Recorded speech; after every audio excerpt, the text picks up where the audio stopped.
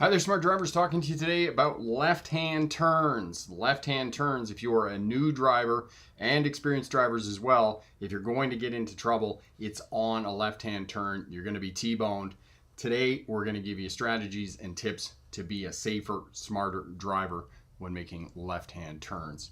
A few people are here already. If you're just tuning in, let us know where you're tuning in from. Let us know what class of license you're going for, how we can help you out, and to pass your driver's test first time, become a safer, smarter driver, or start a career as a truck or bus driver. Elevator Fan is tuning in from Monticello, Indiana. Hello, my friend. And if you have any questions at all, let me know. We'll be more than happy to help you out. So the way that we do it here, we're on for an hour, answering all of your questions about becoming a safer, smarter driver and helping you to pass your driver's test first time. So we'll give you all the information you need to be successful on a driver's test. Left-hand turns, these are a component of driving and passing a driver's test. And as I said, this is the place you're going to get into trouble as a new driver, because there's a lot going on when you're making a left-hand turn. There are three things that you have to track when you're sitting there waiting for the light, waiting for your gap in the traffic, the oncoming traffic, for you to be able to make your left-hand turn. You're looking at the traffic light, you're looking at the oncoming traffic, and that is kind of the priority. That's where you got to weigh most of your, or that's where you have to spend most of your time when you're sitting there waiting to make your left-hand turn. And then you have to map and track the road users, the pedestrians. Most of the time could be e-scooters or kids on bicycles, other people on bicycles at the cross street as well, because you can't make your left-hand turn because they have the right of way and they're going to go on the green when they're crossing at the left-hand turn. Elevator Fan, I have seen two cars in the intersection at once when waiting to turn left. Yes, and as you know, Elevator Fan, I am going to teach you not to be in the intersection. That is the best defensive posturing. And if I post this on any social media platform, especially on TikTok or other places, I just get slaughtered. And I cannot put that any more plainly. People believe that they are reducing congestion by sitting in the intersection, which nothing could be farther from the truth, because you're spending more time in the intersection. So at the edge of the intersection, and the landmark for that is your front steer tires on the front crosswalk line.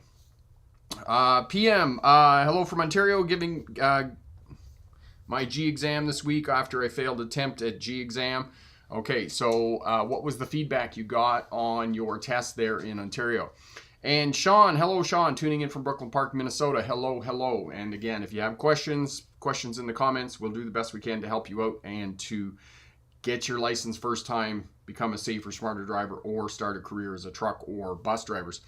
Go over to the presentation here and get going on that. Left-hand turns, we'll spend 10 or 12 minutes on the presentation, then we'll come back and we'll spend the remainder of the hour helping you out with left-hand turns. And the other piece about left-hand turns that I was going to talk about, there's controlled and uncontrolled left-hand turns. Now, we don't have uncontrolled intersections per se. All right, there are no intersections anymore anywhere in the world. I mean, there are, but they're going the way of the unicorn and the dodo bird, okay? If you have an uncontrolled intersection where you're making a left-hand turn, you are on the major street turning onto a minor street, and the minor street has two-way stop signs on it. That is the one place that you're going to find uncontrolled intersections where you don't have a protected left turn. Many people are terrified of these, but they're quite easy to make. And I had a question from a smart driver last week about how do you protect yourself from being rear-ended on these types of turns with, you know, you're on a major road turning onto a minor road. First and foremost, you have to signal early, approximately half a block from the turn where you're going to be turning. Keep an eye in your center mirror as well as the oncoming traffic when you're sitting there at an unprotected left turn. That way you can see the vehicles coming up behind you. And if the vehicle behind you isn't stopped, you got to keep an eye on that. And if you do see a vehicle coming up, maybe you can just pump your brake pedal a couple of times to flash the brake lights at the back, and that will get the attention of the person in front. That's how you do that sorry about that. keeping yourself safe when you're making a left turn off a major road onto a minor road. Elevator fan, when is my landmark if there's no crosswalk? Elevator fan, just the nose of your car at the edge of the intersection. That's going to be your landmark. So the front of the car should be, you should be able to look down and just be behind the curb of the cross street. That's your landmark if there isn't a crosswalk with a front crosswalk line. And again, I should make another video on this, and I'll just leave myself a note here. And that's what I'm doing right now, leaving myself a note here to make a video on that so that I can give you better information about the front of the car at the edge of the intersection. And then what happens and what you do when you're making your left-hand turn, your gap is behind the vehicle that's approaching on the other side of the intersection. When that car, the front of that car, hits the edge of the intersection on the other side of the intersection, you drive straight forward and meet that gap and then turn, and that's going to reduce the amount of time that you are in the intersection. The other key point of this, if you're in the intersection, sitting in the middle of the intersection waiting, now those pedestrians, those vulnerable road users that you need to map and track on the cross street are now in your blind area. In order to be able to see those and map and track those road users on that cross street, you now have to shoulder check, which is another added skill and technique that you need to turn left safely. If you are sitting back so that your front steer tires are on the front crosswalk line, you're at the edge of the intersection, your obstacles and hazards are in front of you. And this is the other technique within the smarter defensive driving model that will help you to be a safer, smarter driver, is keeping hazards and obstructions in front of your vehicle, because they are easier to map and track. Much easier than having them in your blind areas, okay? As I've talked about previously, when an army wants to defeat another army, the goal is to outflank that other army. Now, we're talking about conventional military here. We're not talking about guerrilla warfare, all right? So they need to get to the sides of the other army, and that's what the same thing with driving your car. You want to keep hazards and obstructions out of your blind areas because that's your flank, and you want to protect your flank at all times. So if you can keep hazards and obstructions in front of your vehicle, it's going to make you a safer, smarter driver. It's going to significantly reduce your chances of being involved in a crash. And on left-hand turns, if you stay back so that you're at the edge of the intersection waiting for your gap, that gives you a better line of sight on pedestrians and other vulnerable road users on the cross traffic. So that's why I advocate that you sit back. As well, if something goes on or happens while you're in the intersection, you're not in it, okay? You're not going to be there, okay? PM, my G test, I was merging on the highway but got pretty close to a truck in front of me. Immediate fail. Any tips for G2 test? Thank you. Yes, we can go over that after the presentation, PM. The other piece about that, just a basic rule for merging on highways with big trucks, any trucks at all. If there's a truck pulling a trailer, there's a semi-truck, a big garbage truck or whatnot on the freeway, just plan to merge in behind it. And the other tip and strategy for merging on highways, merging on freeways, look at the spaces between the vehicles. What space are you going to fit into? And you want to be picking that space as you're coming out on the on-ramp, on the acceleration lane. And again, the farther back that you can pick that space that you're aiming for, the more you're keeping that in front of you, and you can look at it and you can aim for that, and the speed of the vehicle will take care of itself. That's going to help you merge. And again, I'll go over that after the presentation. So we'll get over to the presentation here. We'll go through that. We're talking about left-hand turns today, talking about why you stay back at the edge of the intersection as opposed to being in the intersection, which many people believe that if they're in the intersection, they're going to move more vehicles through the intersection, which is not true. In fact, if you're sitting in the middle of the intersection, what's happening is you're actually contributing to congestion, because if you're sitting in the intersection, you got to go when the light turns red, the light goes red. You're 3 or 4 seconds in that intersection. You've now delayed the cross traffic by 2 seconds, and everybody's delayed, and it just slows down and slows down, and it compounds as time goes by, and rush hour is happening. So if you can stay out of the intersection, that is going to make you a safer, smarter driver.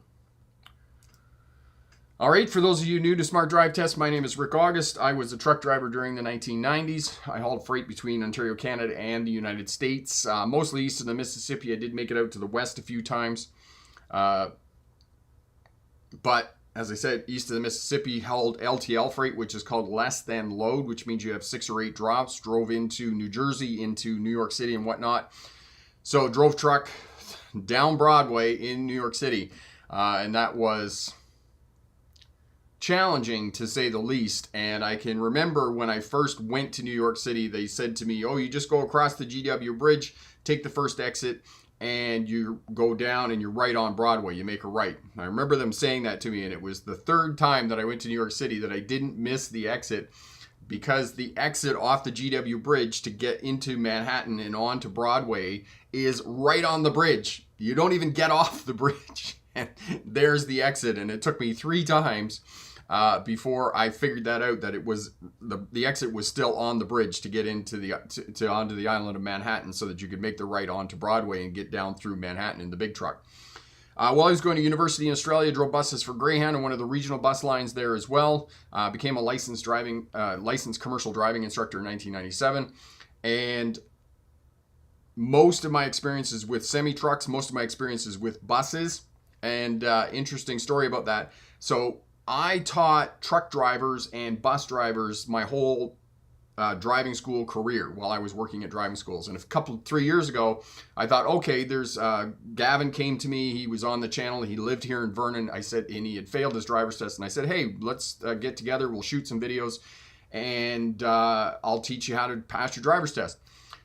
I had always worked with truck drivers and bus drivers who were upgrading their license. They'd already had a license, and it was a learning experience for me, because now I had to go back to the very fundamentals of teaching the difference between 2-way stop signs and 4-way stop signs. Because prior to that, when I was teaching truck drivers and bus drivers, everybody knew what a 2-way stop sign was, so I didn't have to teach them that. But with brand new drivers, you have to teach them the difference between a 2-way stop sign and the difference between 4-way stop signs, and that is a fundamental skill for new drivers, because this is something that you need to know to both pass your driver's test and to be a safer, smarter driver. Elevator fan, you have a good doctor's appointment. Have a good rest of your day, and we will talk to you soon, my friend. All right, 2006, I graduated from the University of Melbourne with my doctorate in legal history. Legal history, as you may or may not know, is the study of policing, courts, and prisons. My expertise is in policing as it relates to traffic. And I looked at the transition from the horse to the motor car, and the 500%, yes, 500% increase in road speeds in cities in a 40-year period. So essentially that's like today saying that in 2065, we'll all be driving around the city at 250 kilometers an hour at 150 miles an hour. Just wrap your head around that. In the next 40 years, 2065, we will be driving around cities at 150 miles an hour. That's what happened between the late 1800s and 1930 in urban cities. Road speeds went from 6 miles an hour to 30 miles an hour, and it just was a traffic revolution, and that's what I looked at in my PhD. 2015, I started the online YouTube channel, and it became wildly more successful than I could have ever imagined.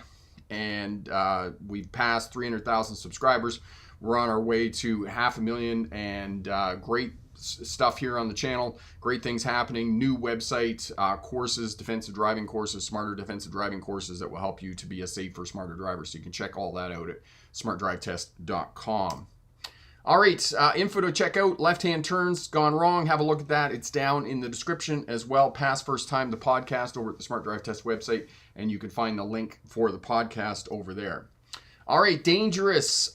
It's left-hand turns. If you're going to get into trouble as a new driver, it's going to be on a left-hand turn. Know that, because you're going to misjudge the gap of oncoming traffic. If you misjudge the gap of oncoming traffic, what's going to happen is you're going to get T-boned. And unfortunately, oftentimes what happens is a couple in the vehicle, and the person in the passenger seat is the person that's T-boned. T-bone crashes, unfortunately, are fatal the person dies because of the amount of energy concentrated in one area due to the T-bone crash. And as well, in the doors of your vehicle, there isn't anything there to protect you. Even if they have side impact airbags, it's very unlikely that it's going to protect you. Now, I have had a number of smart drivers that come back to me and said that they had a crash on a left-hand turn when they were making a T-bone crash, and they did survive, fortunately, but know that these are on level with head-on crashes, that they are fatal. All right, there's no protection in the vehicle and judging the gap. And you can see this vehicle. I know this isn't a very good image, but this is an image I pulled off my dash cam where the vehicle was out in the middle of the intersection. And not only was it out in the middle of the intersection, but the vehicle was pointed towards the oncoming traffic and the steer tires were turned. Keep your vehicle straight, keep your steer tires straight, because if you get rear-ended while you're waiting to make a left-hand turn, you're going to be driven into oncoming traffic, and now it's going to be 2 crashes instead of just 1 crash. So keep that in mind when you're making left-hand turns. Okay, if you're just starting out, you're just learning how to make left-hand turns, start out in a quiet area, start out in a suburban area, get comfortable with the steering wheel. If you're asking your mentor, you're asking your instructor how much to turn the steering wheel on these turns, I would counsel you to go back to the parking lot and do some backing into parking spaces, do some parallel parking, those types of things to get mastery of the primary controls. I have had smart drivers ask me these questions, and this should be something that you already know before you come to the task of learning how to drive and getting out on the public roadways. Now, you can see in this image with the arrow that there is a pedestrian on the cross street, and you're going to have to map and track that road user.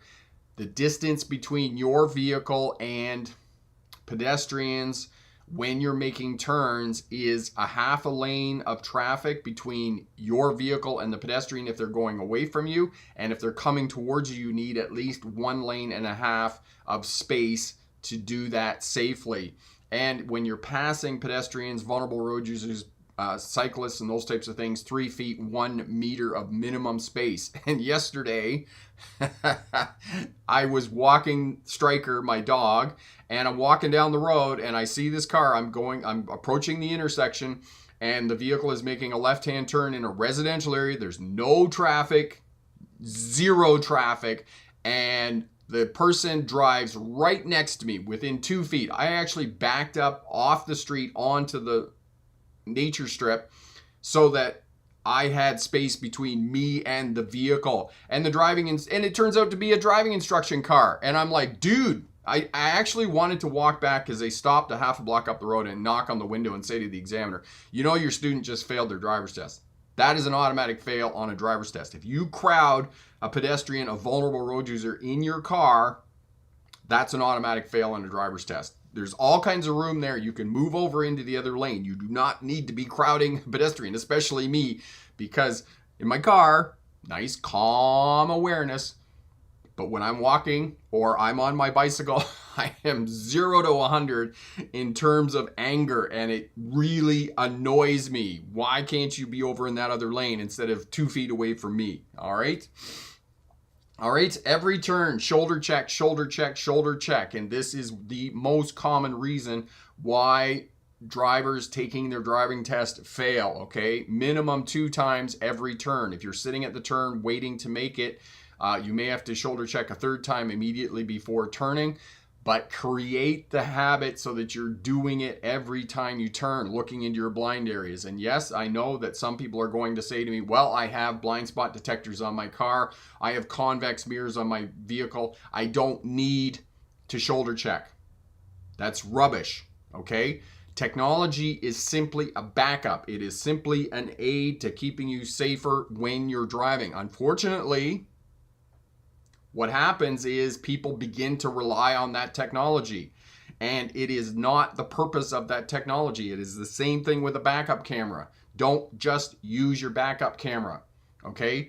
360-degree awareness around the vehicle, checking your mirrors, looking forward, making sure that you're mapping and tracking traffic around your vehicle, okay? It is a backup. It is not your first line of sight when you're looking around your vehicle. They're just to help you out, okay? Rented cars in Australia, rented cars in Spain, and they have blind spot detectors and backup cameras. They're really great, but it's just another tool in your driving skill toolbox, okay? You wouldn't build a house with just some hammer and nails and some wood. You would use all your tools, laser levels, string, squares, okay? Use your math, right? Pythagorean theorem and whatnot. You wouldn't just use one tool. It's the same thing with driving. Use all your tools to keep yourself safe when you make mistakes and when other people make mistakes, because we all make mistakes when we're driving, okay? Every time you move the vehicle sideways, shoulder check, and when in doubt, every time you're turning the steering wheel, the direction in which you are turning, shoulder check, shoulder check, shoulder check. All right, wait at the edge of the intersection. We talked about this in the introduction. The reason that you want to wait at the edge of the intersection is because you're committed to the turn, but you're not in the intersection. Okay, if something happens, you're not there. You're not going to be involved in the altercation of whatever happens in the intersection. As well, waiting at the edge of the intersection, your landmark for that is front steer tires on the front crosswalk line. The reason you want to wait at the edge of the intersection is that you're now keeping hazards and obstacles in front of you, okay? We want to keep hazards and obstructions in front of our vehicle. That is going to make us a safer, smarter driver, and it's easier to track other road users. We don't want them in our blind areas. We don't want them in our flanks. Remember, we're trying to defeat the enemy, and we're trying not to be defeated by the enemy. And the way that we don't get defeated, we don't get into a crash, is we protect our flanks. We keep stuff out of our blind areas, all right? Shoulder checking every time you change directions of the vehicle. Those skills and strategies are really going to help you out. Okay, you're committed to the intersection, but you're not in the intersection. And I know that people will rake me over the coals for this. You got to be in the intersection. You're holding up traffic, blah, blah, blah. You're actually contributing to congestion when you're in the intersection. As I said, you're waiting at the edge of the intersection. You're looking for your gap on the other side of the intersection. When the vehicle in front of your gap hits the edge of the intersection on the other side, that's when you start driving straight into the intersection and you turn in behind that vehicle, and you're going to expedite your turn, and you're going to reduce the amount of time that you are in the intersection, thus making you a safer, smarter driver. All right, going on yellow, going on red. Yes, it's going to happen. If you're sitting there waiting, there's a lot of traffic. If it turns yellow, you have to go. You have to commit to that turn. And again, start as soon as the light turns yellow, start driving straight into the intersection. You may have to go slow if none of the oncoming traffic is coming to a stop. Keep driving straight, keep driving straight.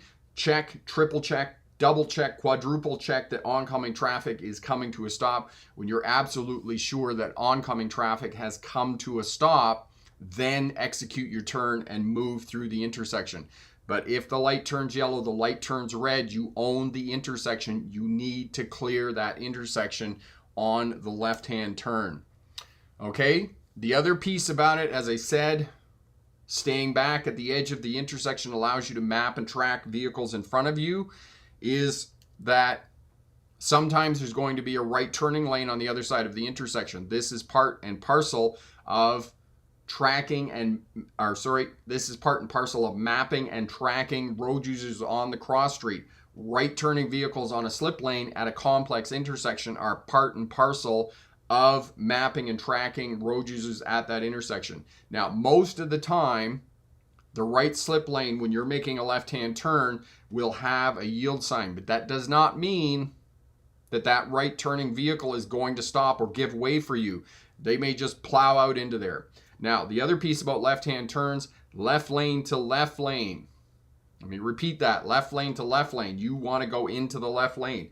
And for those of you who are just learning how to drive, when you hit the lane before the lane that you're going to turn into, so if it's a multi-lane road, so say it's 2 lanes, the second lane, the dividing line, when you're in line with that dividing line, that's when you want to start turning the vehicle to get into that inside left lane. This is also going to protect you against right turning vehicles, because oftentimes when people, 50% of drivers, when they make a right turn onto a multi-lane road, they're going to drift over into the left lane. When people make left-hand turns, they're going to drift over into that right-hand lane. So know that. Do not trust that the other driver is going to turn right lane to right lane, all right? So again, protect your flank. Map and track that road user as you're turning at the intersection. Good luck on your driver's test, and remember, pick the best answer, not necessarily the right answer. So Damon is here. Hello, my friend. Yes, doing a live stream. Damon, we now do live streams at 10 o'clock on Tuesday, and we also do another one at 4 p.m. So we help out the people in Europe, helping them to become safer, smarter drivers and to pass their driver's test. And that's why we're doing one at 10 o'clock in the morning, so that they don't have to stay up until the wee hours of the morning. Okay, Damon, how do I make that appraisal as a motorist? Which appraisal are you talking about, Damon?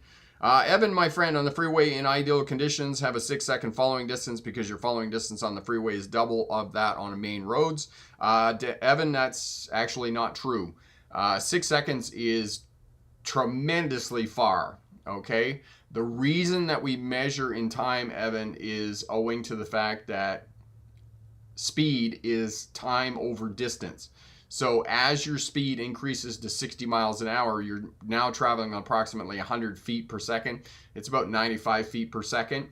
So in the city, it's a third of that because you're traveling a third of the, you're traveling 30 miles an hour. So it's half that. So it's 50 feet per second. Approximate. These are all approximate numbers. I would actually need to sit down and figure out the numbers. So in the city, you're following at 100 feet if you're following at 2-second following distance. If you're out on the highway, as opposed to 100 feet, you're now following at 200 feet, which is twice the distance relative to other vehicles when you increase your speed. So you can keep it at a 3 to 4 second following distance. And we were talking about adaptive cruise control last week. This is another way to maintain space in front of your vehicle on highways and freeways.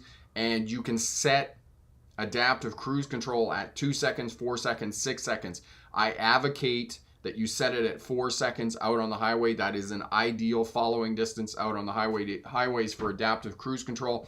I really like adaptive cruise control because it prioritizes space over speed as opposed to the first generation cruise controls like I have on the old buggy, which you set it at 60 miles an hour, it stays at 60 miles an hour. Adaptive cruise control will prioritize space. It will always maintain that 4-second following distance. So if you come upon another vehicle that's doing 50 miles an hour, 80 kilometers an hour, your vehicle, if set at 60 miles an hour, will slow down to that 50 miles an hour. So if you're out on the highway, out on the freeway, use your adaptive cruise control. But Evan, I mean, 6 seconds is great if you can get 6 seconds out on the highways, but there's lots of places where you're going to be in the United States, in and around Cincinnati, Los Angeles, Miami, Florida, New York City. You're not going to be able to maintain a 6-second following distance between you and other vehicles. I mean, you're going to be challenged in those heavily congested areas to maintain a 2-second following distance. So if you can maintain that following distance in front, definitely going to make you a safer, smarter driver and significantly reduce your chances of being involved in a crash. So that's what you need to do. Yes, the more space in front, the better. Absolutely. But 2 to 3 second following distance, if you can do that, 95% of the time, it's definitely going to make you a safer, smarter driver. Damon, I have found that a visible oncoming vehicle but not yet audible is enough for me to cross as a pedestrian. How do I make the appraisal as a motorist? Okay.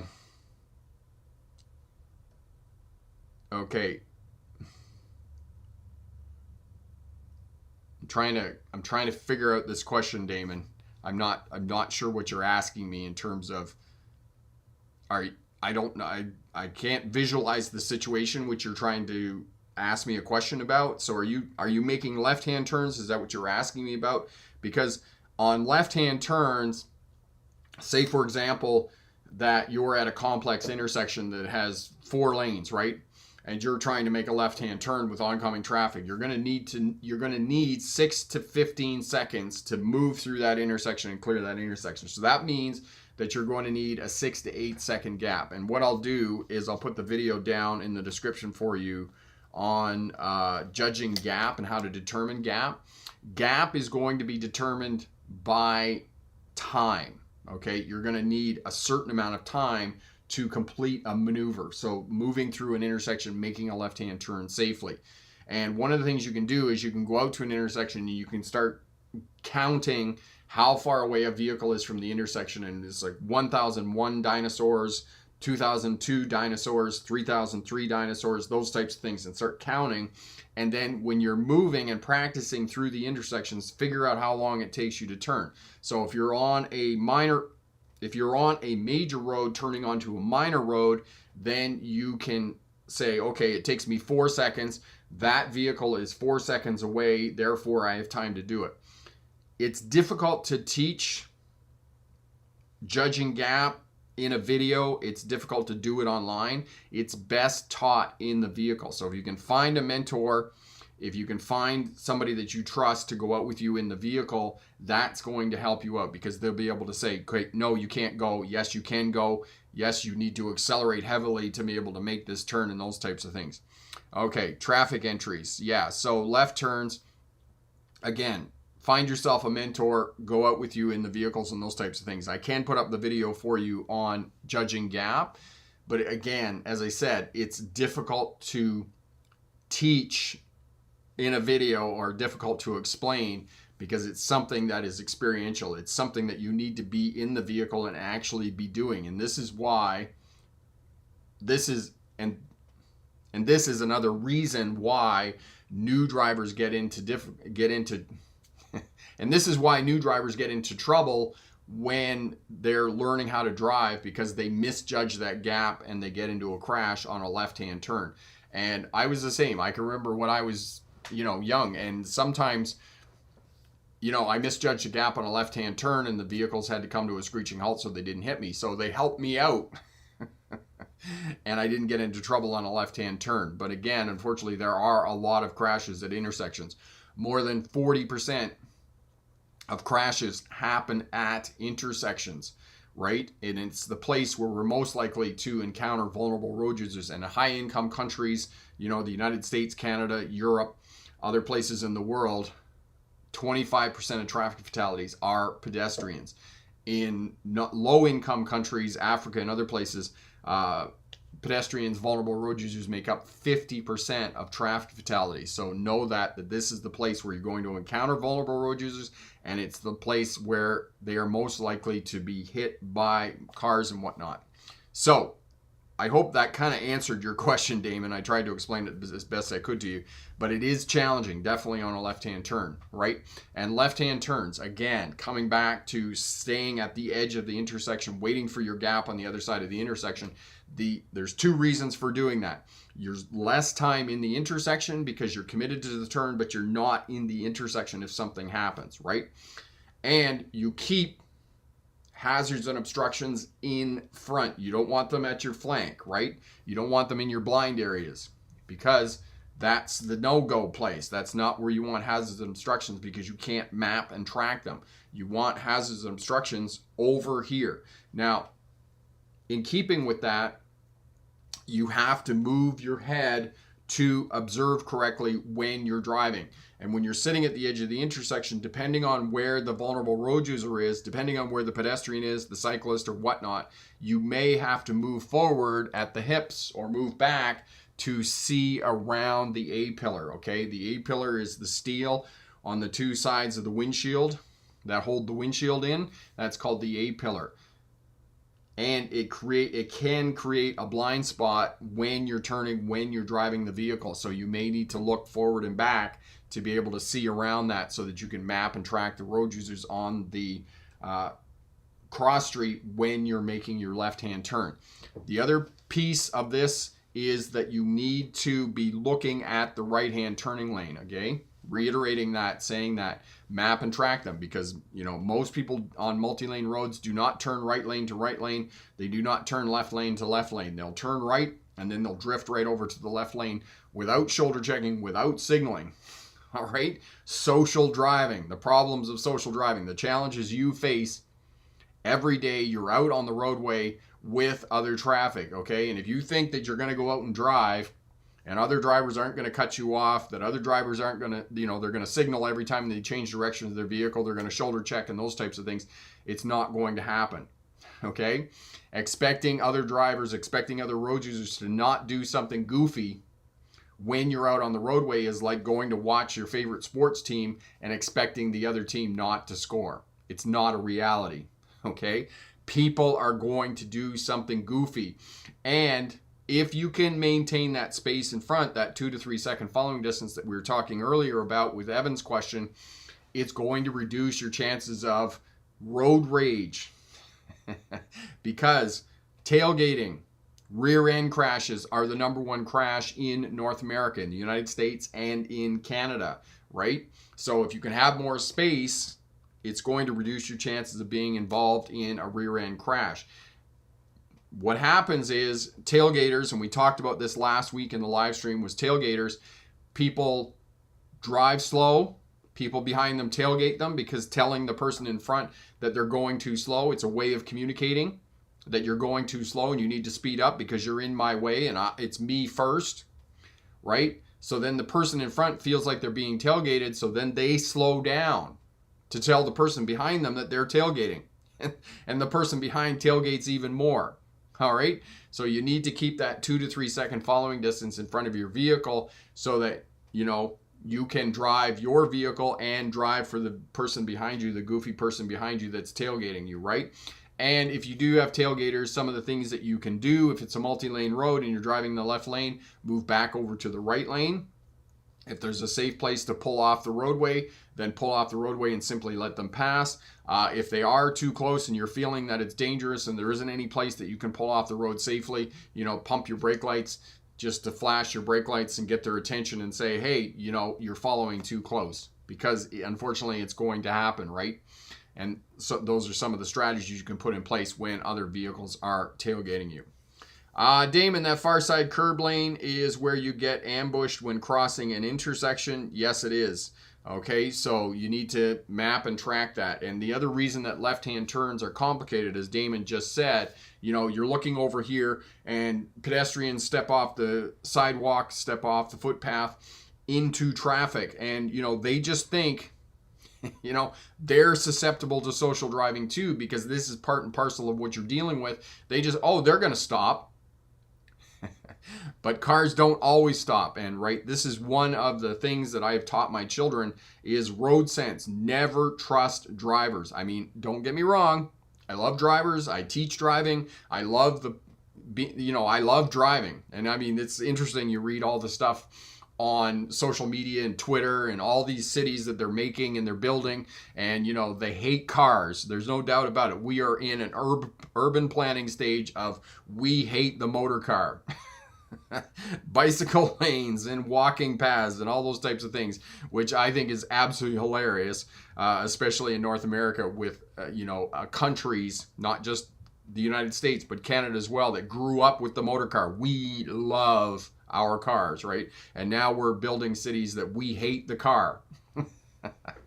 Right? Bike paths and all those types of things. And I got completely sidelined on what I was talking about. Pedestrians, right? Engaging in social driving.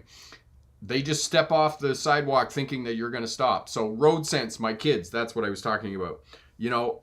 Love driving and all those types of things. I don't trust drivers. I absolutely do not trust drivers. And it was the same thing with that kid yesterday in the car, in the driver training car, making the left-hand turn and drives right by me, like 2 feet away from me, like this far away from me. And I'm just like, what are you doing? It's an empty road. Go somewhere else, not near me. So know that pedestrians think they are invincible, okay? And they will step off the road in front of you. And, this is the reason why 25% of traffic fatalities are pedestrians and other vulnerable road users. So know that they're going to do that. Part and parcel of social driving, right? Realities versus expectations. And one of the reasons we get road rage, we get distracted, is due to the reality of driving is something completely different than what we think it is, right? And then we get excited because it doesn't meet our expectations. And we we descend into anger and, yelling and profanity and those types of things. So know that, expect that, and then have this calm awareness when somebody does something goofy, or a pedestrian step when you're making your left-hand turn and the pedestrian steps off the sidewalk on that far cross street. You can just, stop, let them go, and, they can go and have their crash somewhere else, and you just have this nice calm awareness, and you're just like, yep, have a nice day, bye now, right? And then, of course, we're always thinking in our head, because I always do that when I'm in the car, nice calm awareness, have a nice day. I'm thinking, I'm very sarcastic in my head because I'm not thinking nice thoughts in my head, but it happens, right? But you need that to keep yourself safe and significantly reduce your chances of being involved in a crash when you're driving. That's what you want to do, right? Map and track, keep obstacles and hazards and obstructions in front of your vehicle. And as well, create the habit that whichever way you change directions of the vehicle, whether it's right or left, always shoulder check, shoulder check, shoulder check, shoulder check, right? We're not doing that when we're turning. Okay, if we're going left, it's left. Left. That's actually right. Your left, my right. I have some challenges with right and left. And we were doing that in jiu-jitsu last week, and coach was saying to me, grab with your left hand, and I'm just like, left hand, I'm just having a complete brain cramp. I cannot figure out which is my left hand. Of course, I started laughing, right? So the irony of that is I got a job telling people to go left and right, and I just got to the point in the vehicle where I would just point which way I wanted the person to go, or in the big truck when I was teaching truck driving. Left-hand turns. If you're a new driver, this is the place that you're going to get into trouble. And if you do get into trouble, it's going to be a T-bone crash, and T-bone crashes are lethal. Most of the time, they're going to be fatal.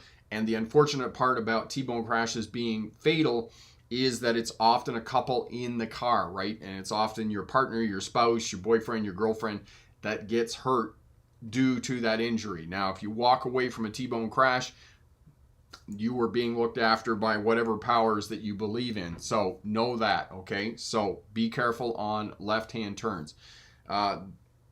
Mapping and tracking, shoulder checking, moving your head, okay? Moving your body backwards and forwards so that you can look around that A pillar there at the front of the vehicle that could potentially create a blind area that you can't see around. So you need to be actively engaged in mapping and tracking. The other piece about it, mapping and tracking the intersection as you're approaching the intersection. What kind of intersection is it?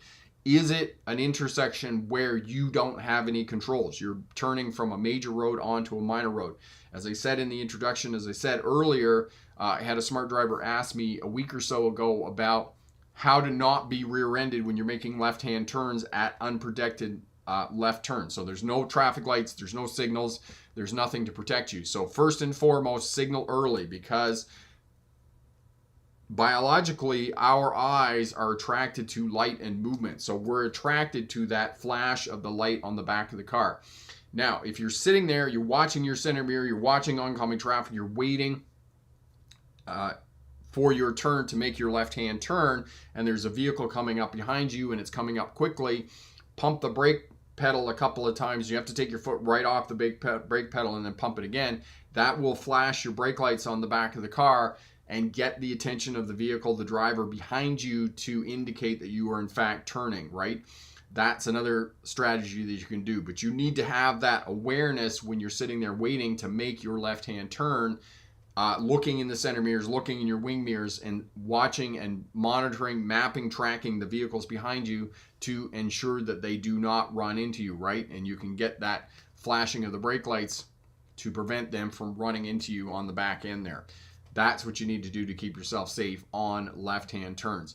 Now, some brand new drivers who are just learning to drive, just getting started, if you don't know how much to turn the steering wheel, you don't know how much throttle to give it, the throttle, the accelerator, the gas pedal, they're all the same, then I would suggest that you go back to the parking lot, do backing into a parking space, you reverse perpendicular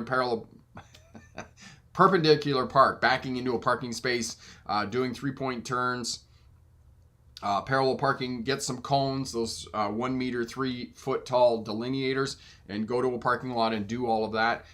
Those slow speed maneuvers, not sexy. Not sexy at all, okay?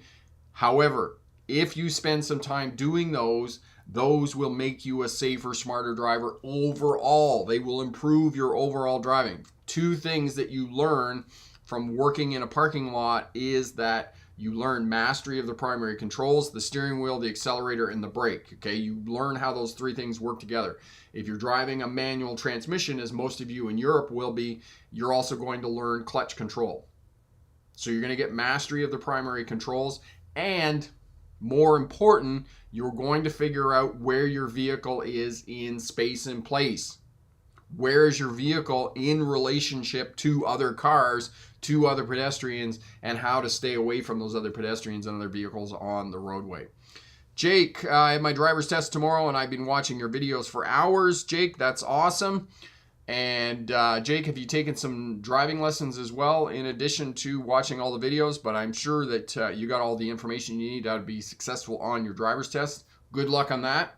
And remember, tomorrow when you go for your driver's test, show up about 20 to 30 minutes before your driver's test. Okay, make sure that you do a pre-trip inspection on your vehicle before going down for your driver's test. Okay, if you're taking your, I don't know whether you're taking your own personal vehicle or you're taking a driving school car. If it's your personal vehicle, take it down, get it vacuumed. Any car wash, most of them all have free vacuums now. They don't charge you for that. Make sure that all the lights work, all the signals work, the brake lights work. Jake, make sure you know how to turn on the windshield wipers, the headlights, the high-low beams, and turn on the defrost, okay? I don't know where you are in the world, but if it's hot, you might also want to know how to turn on the air conditioning to keep the driving examiner nice and cool, right? So, 3 things: headlights, high-low beams, windshield washer, or the wipers, that's what I was going to say, and the air conditioning to defrost. Okay, so know how to turn on those 3 things. Do a pre-trip inspection. Make sure all the lights work, high-low beams, the horn, left-right signals, the brake lights. They will do a mini pre-trip on your vehicle before you go out for your driver's test. Show up 20 to 30 minutes before your test. If you're going to a test center, if you're not in New York City or one of the other bigger centers, then you want to back into the parking space. Most of these DMVs with a test center will actually have reserved parking for those taking a driver's test. So back in, that way you can drive out and you're not going to be as nervous as backing out. Make sure that you signal leaving the parking space. You know, first 5 minutes of your test is going to be the most important. Make sure you nail that, okay? What else?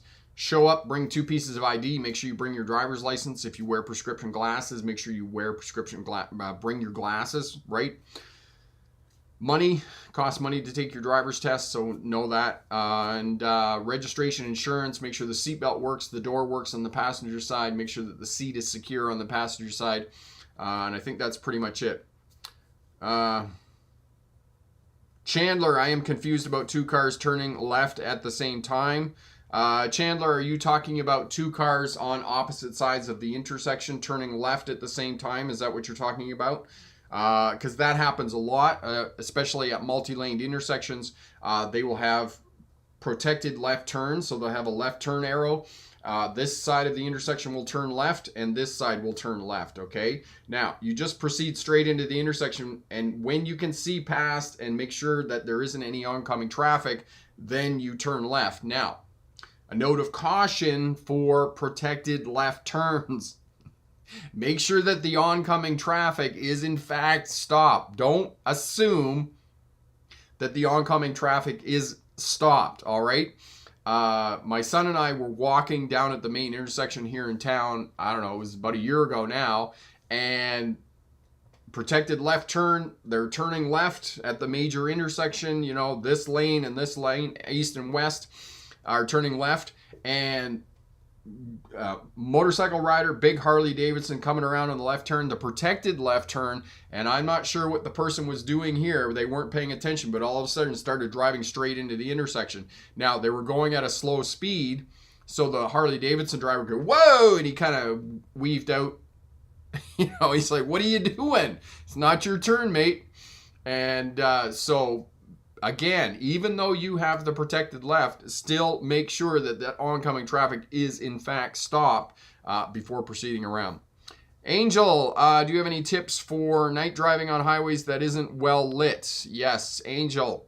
The farther you get away from cities, the more you're going to rely on the headlights of your vehicle to drive. And unless you're driving one of these new post 2020 vehicles with halogen lights that will burn the retinas out of your eyeballs, the headlights aren't going to do, they're not going to light up the road very well.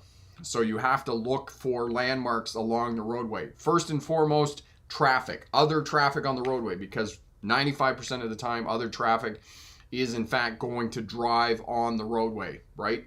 So we can follow other traffic, or we can see the traffic coming towards us, and we can find out the path of travel of that other traffic.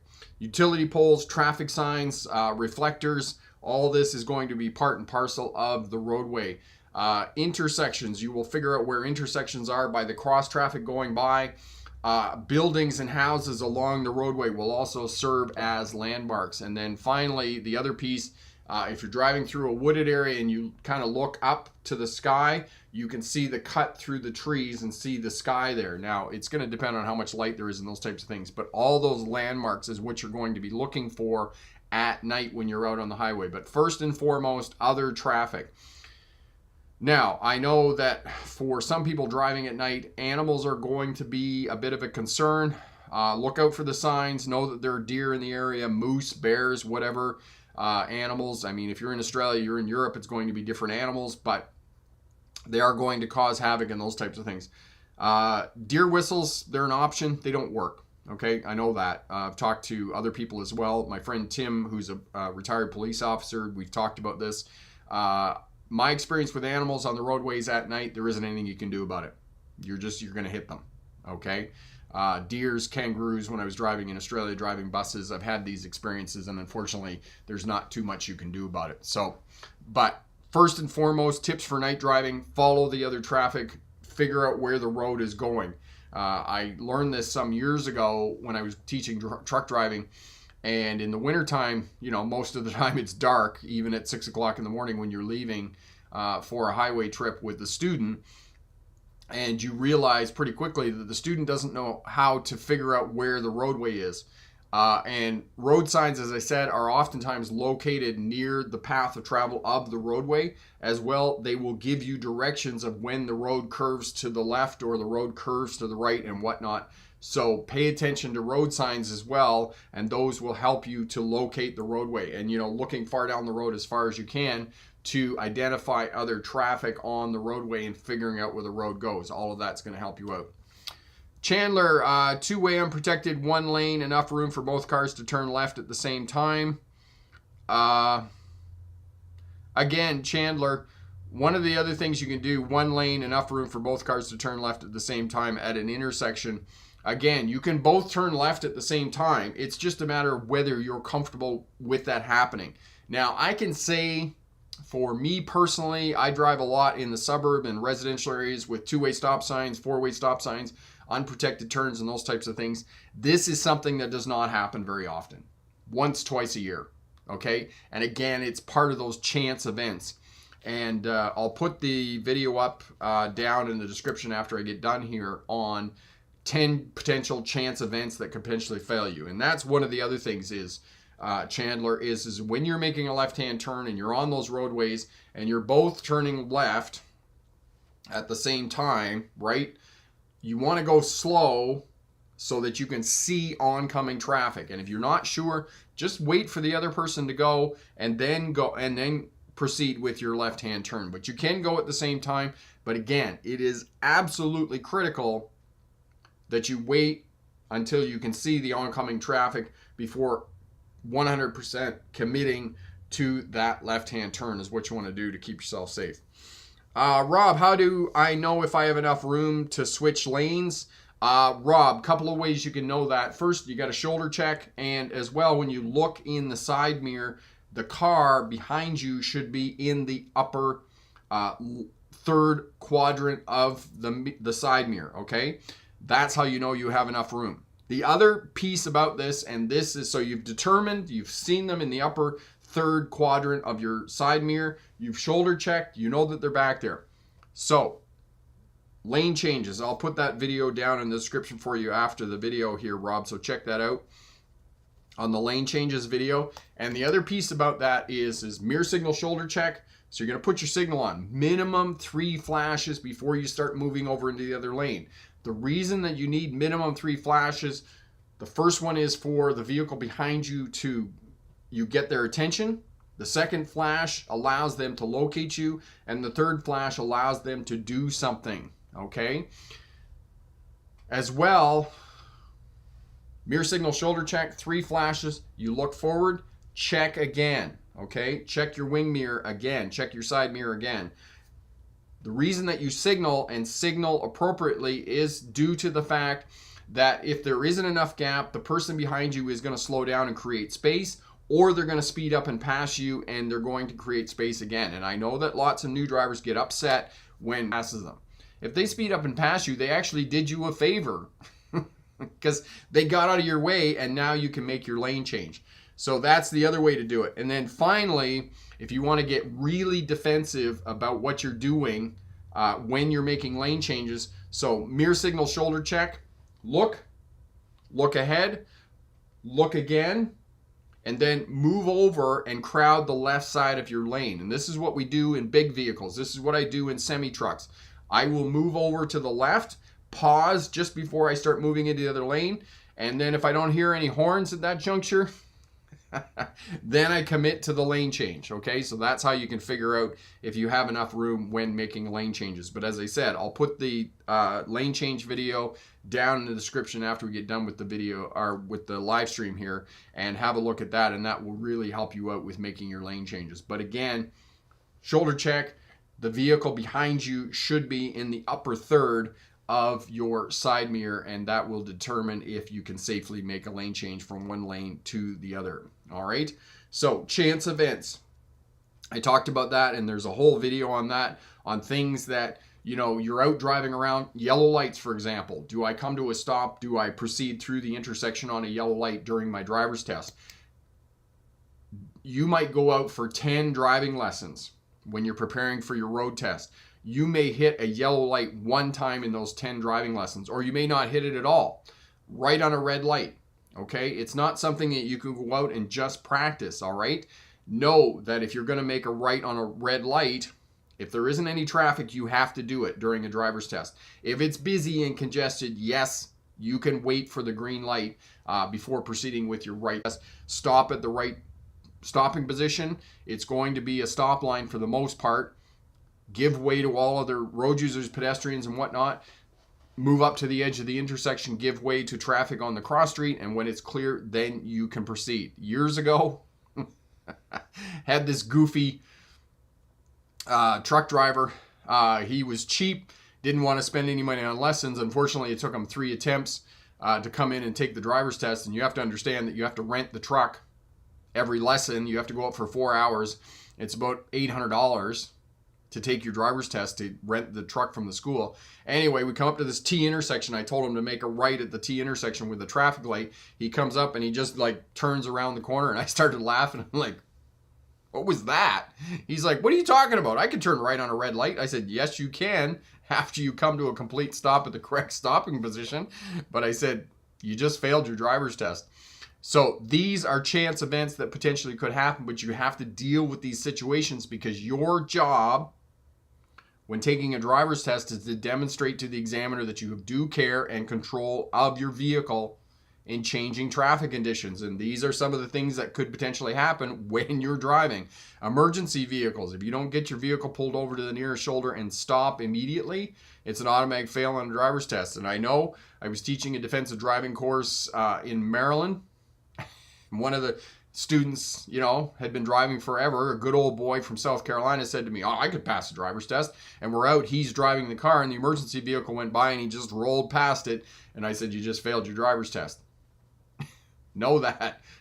So I'll put that video up. Have a look down in the description for that video on chance events that potentially could fail you on your driver's test. If you have any questions about passing a driver's test, leave us a comment down in the comment section there. I go through the comments every day, try and answer as many questions as I can to help you be successful on passing your driver's test first time.